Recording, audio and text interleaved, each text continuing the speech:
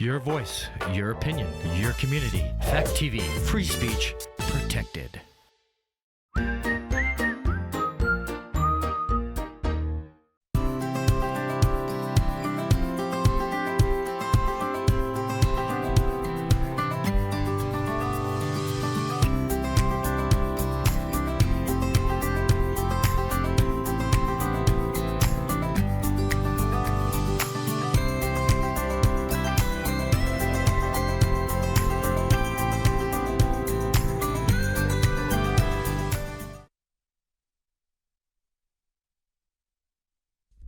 Hello, welcome to The Long Road. I'm your host, Kris Roberts, and today we're going to talk about some current event things, but we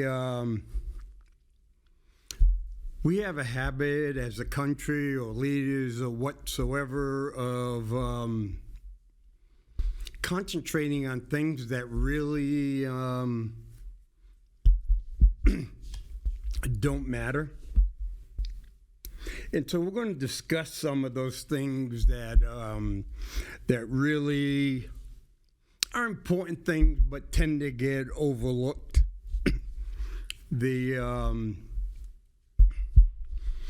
Okay, you remember the opioid crisis before the pandemic, where businesses were sued for billions and billions of dollars?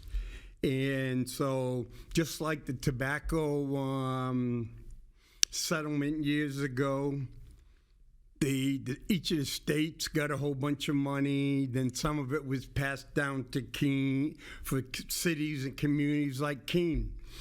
Even Keene got money from the opioids. And what we're talking about is, yes, doctors were over-prescribing opioids, and what was happening was that a lot of people were getting addicted to opioids, and opioids led to a lot of deaths. So when the federal government and states started going after the companies that produced the opioids, plain and simple, doctors and a lot of places just stopped providing them. The VA basically just stopped providing them. And if you were to get some opioids from the VA for pain or anything, you had to sign a contract. And it's a big, long thing explaining it. So basically, the production of opioids in the United States, and it kind of stopped, and a lot of people were in pain. Some of them said, hey, so like in the United States, we solved the opioid problem. We are not producing, we don't have these companies just dumping these opioids. We don't have these prescription doctors just pumping out prescriptions without seeing individuals. Well, according to for the Centers of Disease Control, 109,680 people, and that's the best they could get contact with or confirm, but they also admitted there were a lot more opioid-related deaths. And because, hey, if I overdose on opioids, they'll find a reason to put up there to cover that up so it's not on my death certificate. And so we find a different ways to do it. 109,680 people, the minimum number that died of overdose from opioids. And the vast majority of them were from fentanyl. Yes, fentanyl is good and helpful. You can get, a lot of people use fentanyl patches on their back for back pain and everything. But the number one producer of fentanyl are the Mexican cartels. And what happened last year and this year, the Border Patrol has compensated record numbers of opioids caught at the border. Cartels are paying mules. They get a backpack full of opioids, cross through the desert, get to the point, drop your bag, and you move on. And someone comes and picks it up. Okay? All you have to do is you can go to In-N-Out, or you can go to any of the major news outlets or magazines, and they have pictures. Before I came here, I saw pictures of people shooting up fentanyl.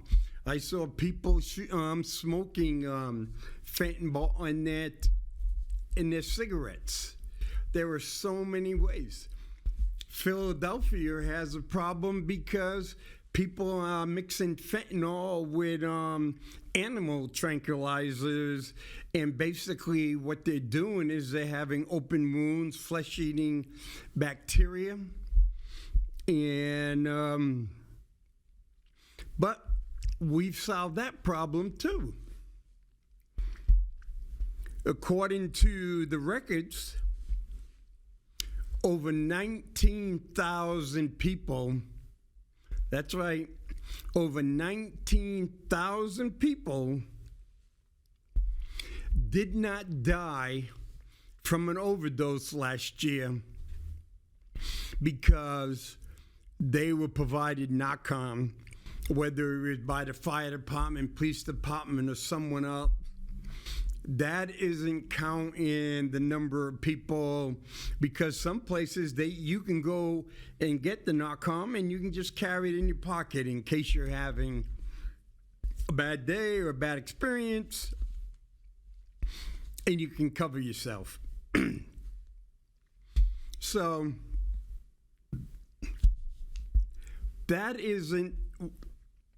So if we go 109,680 people minimum killed, 19,000 that were overdosed but were saved. And so say you round the numbers out.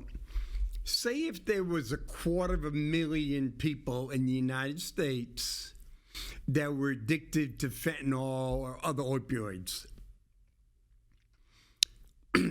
Fentanyl, you never know how strong that fentanyl is, and it only takes a little to kill you. Some people take fentanyl the first time and they're gone. Fentanyl is just a drug that you don't want to mess around with. You know, when you had cocaine or you had heroin, you know, sometimes the heroin was too rich. But, you know, your risk of dying would seem to be much lower than the fentanyl. Okay, so that's a pretty big issue. Okay, let's talk about abortion. Abortion is a pretty big issue. So you have places, 6 weeks abortion ban, fetal heartbeat abortion ban. And so it's a political thing. And someone would go in and say, well, you know, you're denying people. Okay?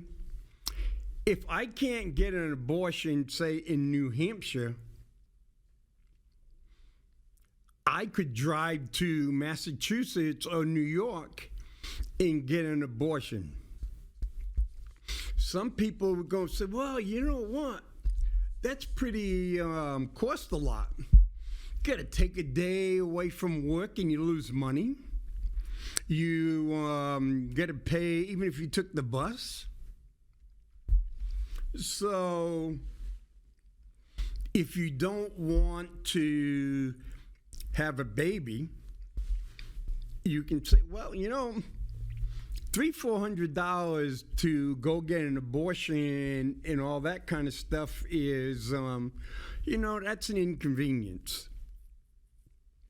So if you weigh the inconvenience of maybe losing a day's work, maybe have to travel a couple of miles, a couple of hours and lose some money compared to an 18-year inconvenience. Okay, people talk about, well, we don't want to go full-term abortion. Well, I agree there. And the number of babies that are aborted on the full term, 7, 8, 9 months, is a very small number. Yes, there's been some unethical doctors who will provide an abortion in the 7th, 8th, or in the 3rd trimester when the baby could survive. Okay, but we're not talking about that. We're not talking about middle class or upper class women who are a lot less because they have access to birth control and everything, less apt to get aborted, get pregnant, but they can get on a plane and fly someplace or travel someplace and get the abortion. Or if you have a good family doctor, you can go to the doctor, and the doctor can perform the abortion and will code it under a different procedure, and you don't really have to pay anything. Okay? Then we got people arguing, okay, if you have the babies, you say, hey, no more abortions, we're going to have the babies. Well, kind of like, take New York City, say $25,000, okay? If you say no abortion in New York City, it costs about $300,000 to send a kid through school for the 12 years.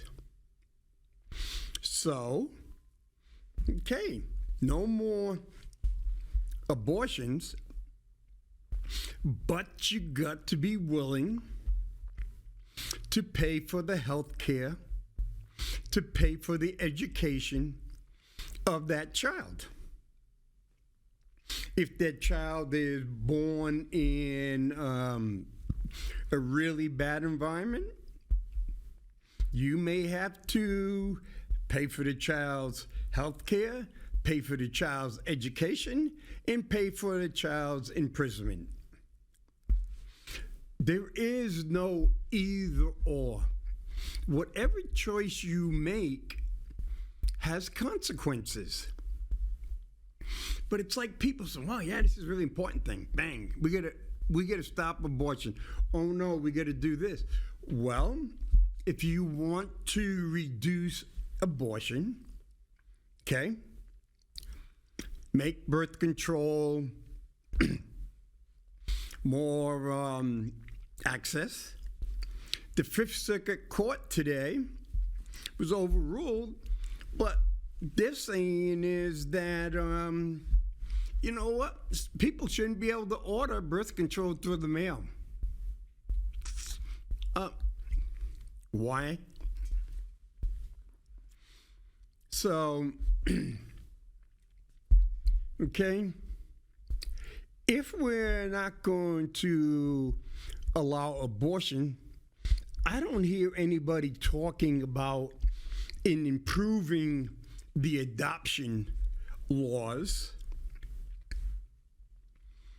You know, in most places in the United States, it is so much easier to go overseas and adopt a child and bring it back to the United States. Why? That's a good question. Then you got where it goes and says, well, a white family cannot adopt a black child because you would rob that child of his or her culture. Well, how much culture are you going to get going to foster care after foster care after foster care, and then all of a sudden, you age out and you're thrown out in the world by yourself? No family, no nothing, no connections. But people along the way have made money off you, but you're no longer, you're 18, you're out of the system, you're aged out, and you are no longer of value to them, and you're thrown. Okay? But if I'm Madonna, Julia Roberts, the woman that was from Grey's Anatomy, if I want to go to India, if I want to go to Africa and adopt a child, no problem at all. But people don't say they're robbing them of their culture. John McClane, Keene, and his wife adopted a girl from Bangladesh. Well, she grew up. She's highly intelligent. She had the benefit of being a daughter of a senator, someone who made a serious run for the presidency of the United States. And yes, she doesn't have a Bangladesh culture, but she didn't grow up and be working in the sweatshops either. So we have this thing, it's hypocritical. So if you're an American citizen and you're born to, say, someone who doesn't want you, say someone, the state says, oh, your mother is a druggie. You were born with drugs in your system, so you can't go back to that family. Well, you can go out and you can be taken care of. You can go into a family, and you might be in that family for 2 or 3 years. Hey, then your mother could say, hey, I'm all cleaned up and I want my baby back. You know? It's like ripping it. It's like their child dying from the ones who've been taking care of it. So if you're a black baby, say from the inner city ghettos of Chicago, and your parents are druggies, your mother's a druggie, and you don't know who your father is or whatever, and you can't be adopted by a well-educated, stable, upper-middle-class family because they're the wrong color. But if that same family goes to Africa and adopts a black child, they're doing wonders because they're taking that black child out of a dangerous, abject, poverty-ridden environment. Africa, Chicago. There's Chicago. You can listen to Chicago every weekend when they go in and list the number of people that were killed, even the number of children that have been killed over the years. Again,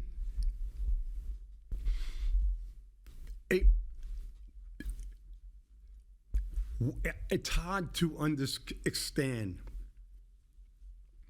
Yes, there might be some people that may say, well, that was being really wrong of me when I says, well, you know, the mother may be on drugs and they may not know who the father is. Well, that is not a stereotypic statement. That's a statement that happens to a lot of children, not just white kids, but black kids and brown kids. Okay, because some people are just not cut out to be parents. Okay, now let's go to the biggest thing that's going on now is Black history. Florida, Arkansas, Mississippi, they're all arguing over what should be in Black history, what shouldn't be in Black history, what should be taught in the AP class. And, you know, the governor of Florida says, well, you know, some blacks really made out from slavery. Okay? You know, that may be a true statement, but that may be a true statement for only 2%. The other 98, no, didn't do good.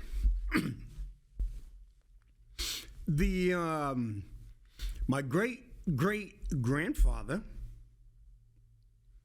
okay, was a slave owner. He was a slave owner. Mr. Lewis from Virginia was a slave owner. And my grandmother, the same one, the great-great-grandmother, was a slave of Mr. Lewis. And the son of Mr. Lewis, my great-great-grandfather, was, as they would say back then, a mulatto. But he did really well because he was the son of a slave owner. I don't know how many slaves Mr. Lewis had, but I know Mr. Lewis, when things were in the 1830s, 1840s, when they were having some problems in Virginia, and Virginia was looking really at maybe outlawing some slaves, picked up the family and moved to Kentucky. Okay? So you can go and say, well, if that's like Ron Santos saying, well, you know, Mr. Roberts, you did pretty good because, see, without slavery, you wouldn't have been here. Pretty dumb. But that's what people do to try to manipulate the story. Okay? Where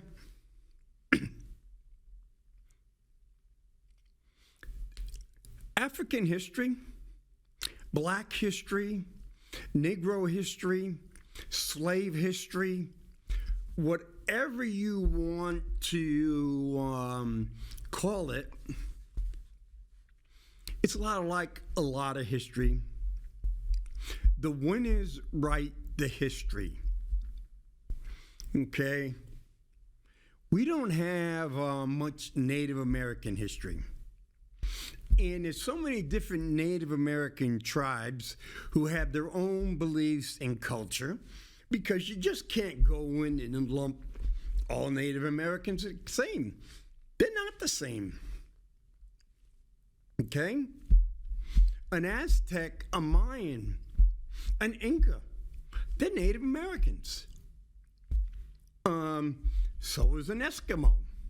So is an Indian. A Crow, Apache, the Sioux. They're all Native Americans. But a lot of them don't even look alike, don't even have the same physical characteristics, except darker skin. Most of them have pure black hair.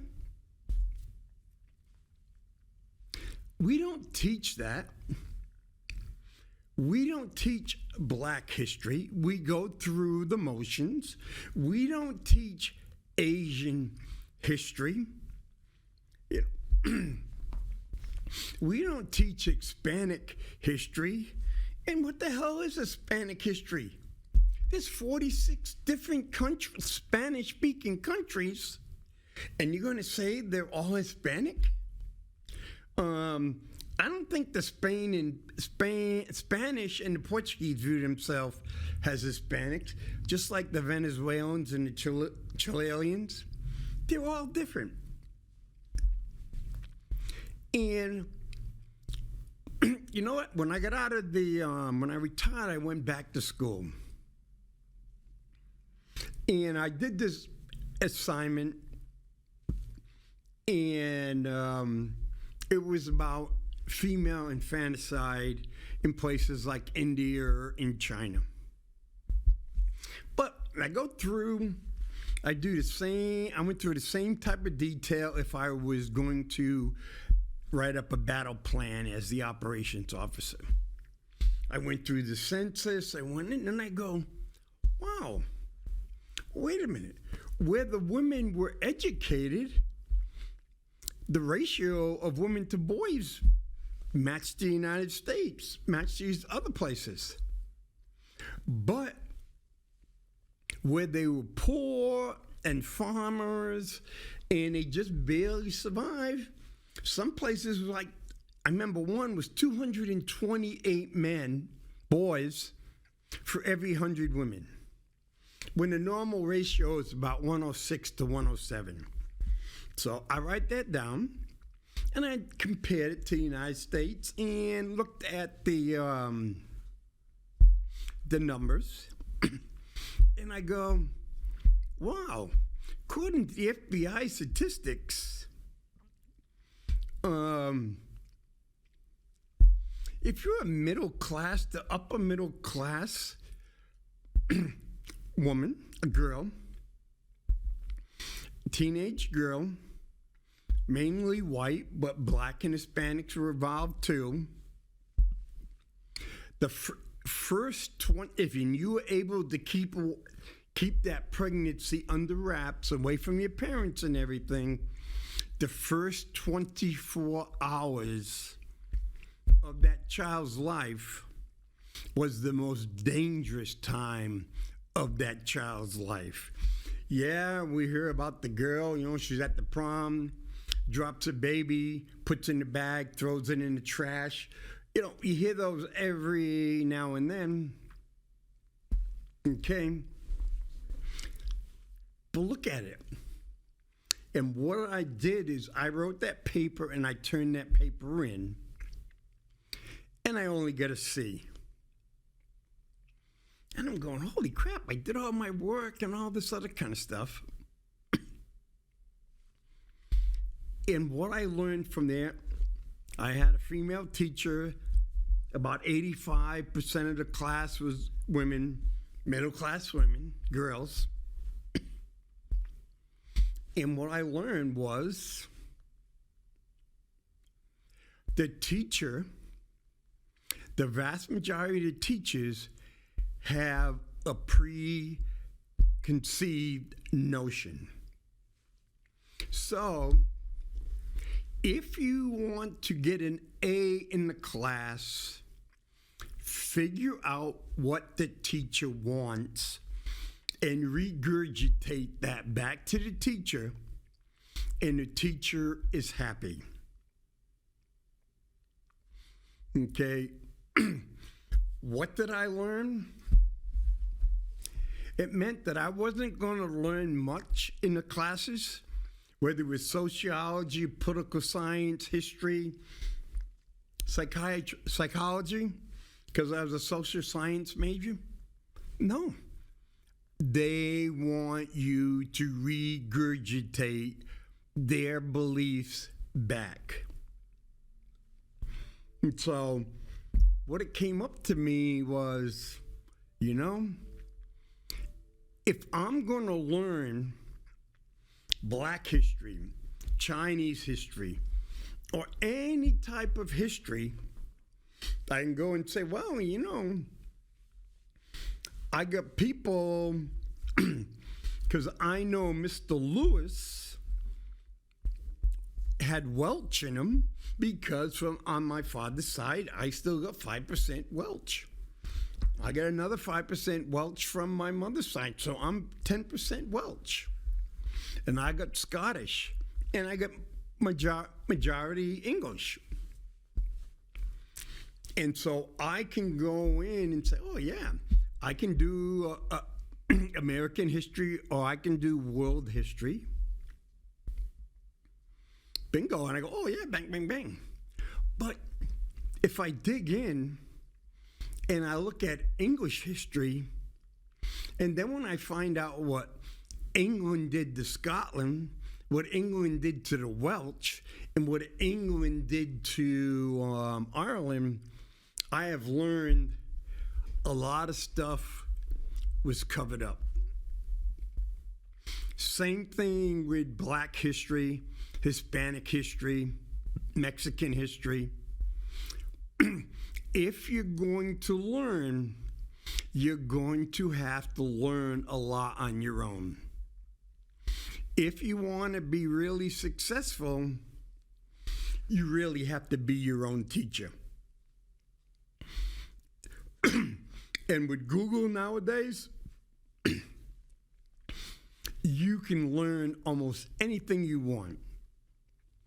If I have a question about slavery, I have a question about the breeding farms in Virginia, how black slaves were handpicked, how black females were picked and bought. So based on what they felt that they were going to be able to produce. Some of these farms had their own doctors to make sure these girls, a lot of them young, these girls would stay healthy and deliver healthy babies because healthy babies meant more money.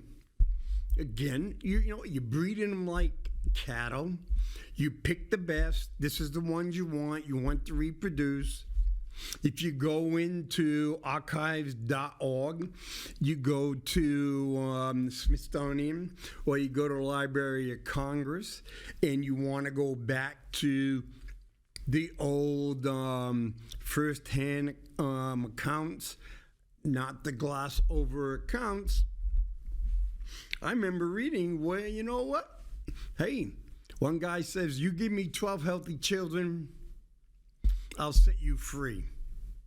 12 kids is an awful lot of, just think. You produce, I want you to get pregnant. You're going to give me 12 healthy babies, which I'm going to take away, have them raised, and get you pregnant again until you have me 12, but you'll never see your children again because your children could get in your way of you having another kids. Or you go in and read saying that some of the women killed their children.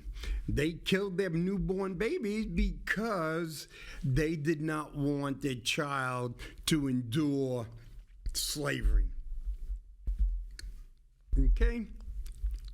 You're not going to get that in a history class in elementary school, middle school, junior high school, or high school. If you want to learn the brutal truth, you're going to have to learn it on your own. And if you go out and learn it on your own, you will realize there were a lot of brutal people. And when I go and I look at some of the stuff that happened, sometimes it just wants to make you cry. It kind of gives me the understanding of some of the culture and the black culture. Just think, you're a black man, you're a black slave, and I'm a slave owner, and I want to walk in, you know what? I say, stand over in the corner while I rape your wife and daughter.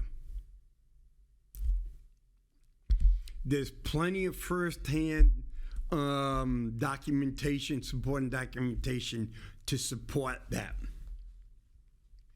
Okay? Bad stuff, horrible stuff, unspeakable stuff. But it happened. Okay? Most of the people in the United States did not benefit from slavery. A small number of plantation owners benefited from slavery. Okay? Ship owners from Salem, Massachusetts, Portsmouth, New Hampshire, Rhode Island, benefit from slavery. The slave ships sailed out of those areas. Slave ships were built up in the north. They benefited from slavery. Like, for example, the pineapple. If you see the pineapple, that meant the slave ship was in town and they were getting ready to sell slaves. The insurance companies benefited from slavery because they insured the ships. They insured that they were going to get so many slaves back across. It's say, hey, we're going to get 500, we're going to take 500, we know we're going to have a 23% loss, so I'm going to ensure that I'm going to get at least 77% of the slaves or the Africans at that time back to the States to be sold. Okay? The stock owners benefited from slavery. Brown University was established by for money from a slave trader family who had a lot of ships. Georgetown University had a bunch of slaves and helped them in the growth. Georgetown is trying to find the descendants of those slaves and help them get educated. Okay? Or, you go to Native American. Not too many people in school are going to talk about the Sandy Creek Massacre, where over 125 old men and women were massacred, led by this colonel, when there was a captain that refused to do it and was getting ready to tell people, he was assassinated.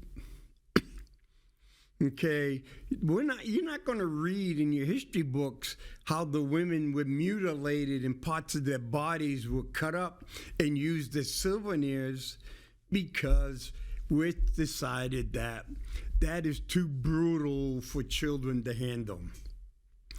I don't think it's too brutal. Any of those stuff is too brutal for children to handle. I think it's too tough for adults to explain. And so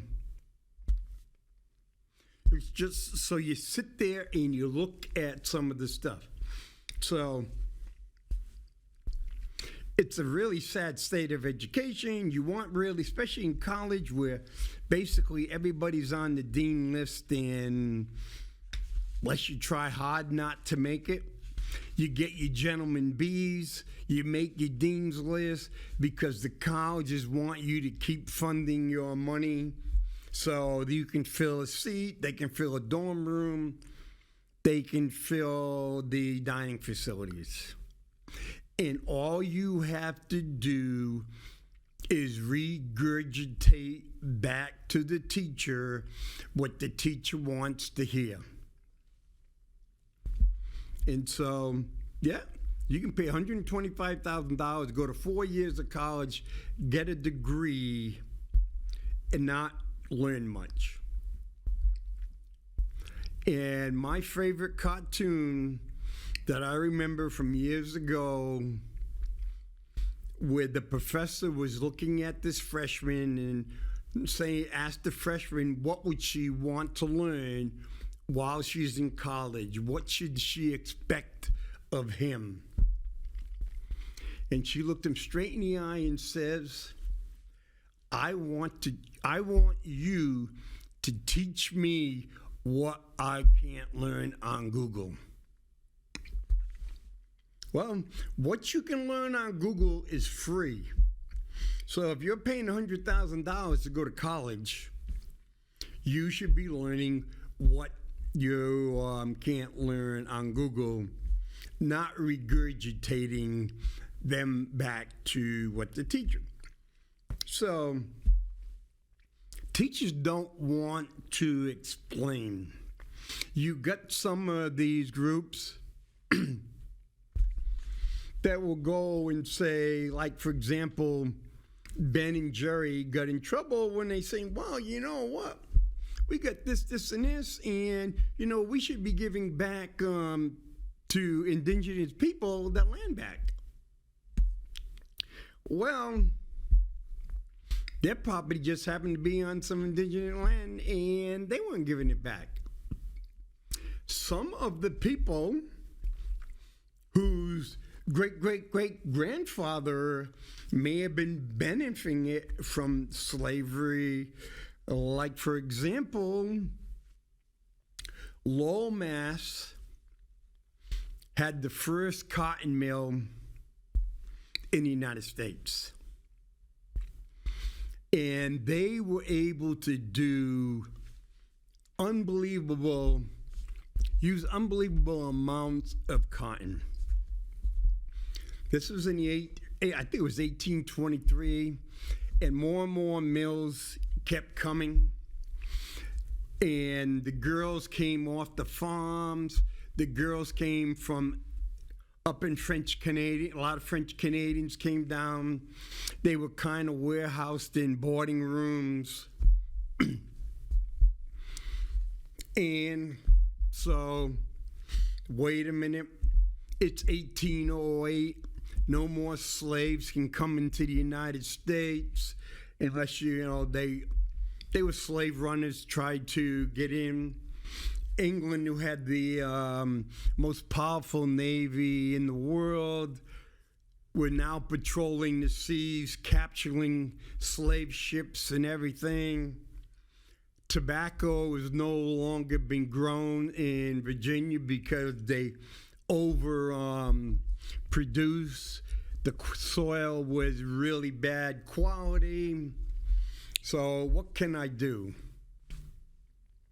That's when Virginia decided, well, we're just going to breed slaves. Once we get enough, every year, we'll just bring them right down to the Natchez, go down the Natchez Trail, go all the way down to New Orleans, and we can sell our slaves along the way, and whatever we have left, we sell in New Orleans. Yep, there were slave pens along the way, where slaves were put up, they were chained up, the whole works, before they got ready. Then it would be for sale, and what was left over would go down the Natchez Trail to the next slave pen. So Virginia says, hey, we can't grow crops, but we can't produce crops, but we can produce new slaves.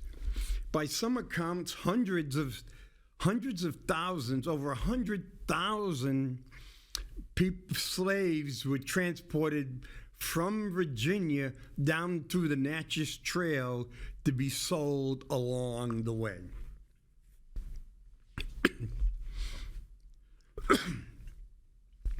Yes, if you were lucky and you were light-skinned enough, someone in New Orleans, a wealthy man in New Orleans, may fall in love with you. That's if you're lucky. You became what was known as a fancy girl. You know, you're light skinned, you may have blue eyes, dark eyes, you may have long hair, may have a little brown hair. If you would then become a fancy girl, then if you became a fancy girl, if you were lucky, and like I said, if someone fell in love with you and stuff, you could do pretty good. But if no one fell in love with you, then you were sold into prostitution and used and abused in New Orleans as a fancy girl. So I could argue, well, some of those light-skinned slave girls ended up marrying a really rich guy and had children that were even lighter. That's why Louisiana had the 1/16 rule. After 3 generations, you became white. Okay? But look at all this stuff. Some of the girls, women, became really wealthy in New Orleans. Some of them had their own mansions. Few of them had their own plantation. So I can, say Governor DeSantis says, well, yeah, some made. So if I'm a beautiful light-skinned girl who's a slave and I fall and I have a rich white guy who falls in love with me, gets married, we have children, and I move on, according to Governor DeSantis, then I benefited from slavery. What about the other 95% of fancy girls who were sold to whorehouses? And if they got pregnant, they lost their children taken away. Or if they got pregnant, they may have died of abortions, because pregnant women make no money. So that's kind of just like a touch on the history, but none of that is going to be taught in school. All of that and more is available. Okay? Or someone say, well, we can't have this stuff in the library. This is too, well, Kill a Mockingbird, we can't have in the library, or we can't have Huckleberry Finn or Tom Sawyer because it may be offended because the N-word is put in there. Listen to the kids play Call of Duty and other ones. Listen to the rap music and see how many times the N-word is used. See how many times black women are degraded in those. But that's all right. But it can't be in the library. But almost everybody has the internet. If you have a phone, you basically have the internet. Oh no, I don't have the internet. Well, if you don't have it, You could be like a lot of other people. You can come to the library and use the internet, or you can be like what I see outside the library with people on their phones or people on the laptop using the free internet from the library. Hey, if you want to look for porn and all that kind of stuff, sorry, but if you want to legitimately learn and you can't afford $80 a month for the internet, or you're limited by your phone company, sit outside the library. They got benches. You can learn all you want. You do not have to be there when the library is open. There it is. We spend so much time talking about what can we teach in school? What can we teach in school? This is right. This is wrong. Okay. I can take reading the stuff I do, and I tried to read a little bit more every single night. And I know that none of the things I read or watch or listen to is the complete truth. But none of them are the complete false. And how am I supposed to know what's the truth and what's the false? Okay? Think, everybody who writes a book wants to sell that book, wants to make money. Everybody who does a TV station, everything it does, the newspaper or whatever, they understand that the truth and nothing but the truth does not sell. Does not sell magazines, does not sell books, doesn't sell newspapers. NBC, MSNBC, Fox News, whatever, they've come out and say, what will sell to this audience? Okay? So, what truths will I tell my audience? And what truths does my audience do not want to hear? If they don't want to hear it, I'm not going to put it out there, because my advertisers want a certain group of people that are going to buy their product. Plain and simple. It's all about advertising. What can maximize their profit? Yes, if you want to search, there are books, there are newspapers, there's so many things out there. There are far more truth than there not.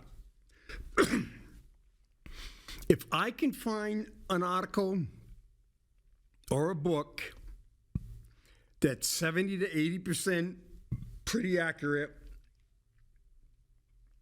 and the other 20% is maybe the distortion of the truth, or maybe leaving out some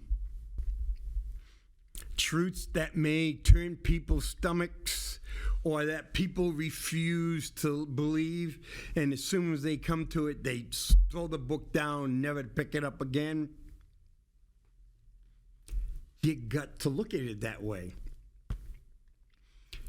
Look at something, and first thing you do is, what is the author's intent?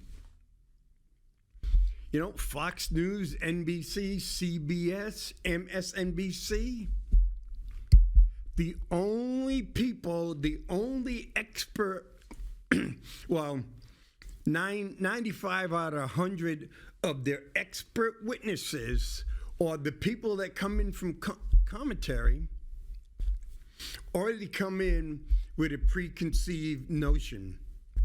How many times do you see them criticizing what they want to do? They don't criticize. Because if you criticize and you're too truthful, guess what? You're never brought back. So look at the people, read multiple things, study history on your own. And the thing is, do not look at something really quick. Go to the Library of Congress, go to Smithsonian, go to some of the other places and find out there. Get as much information as you can. It's called primary sources. It is no different than the last minute. If I wanted to get a PhD in history, I have an advisor. And if I learn something that if I learn something that my advisor doesn't agree with, I don't get him to sign off. I don't get my PhD. I want my PhD, so I'm going to write my dissertation to keep my advisor happy. So that's the job of media, to make money, to sell products, not necessarily to provide you the whole truth and nothing but the truth. So that's it for this week, and I'll come up with something new next week. Have a good week.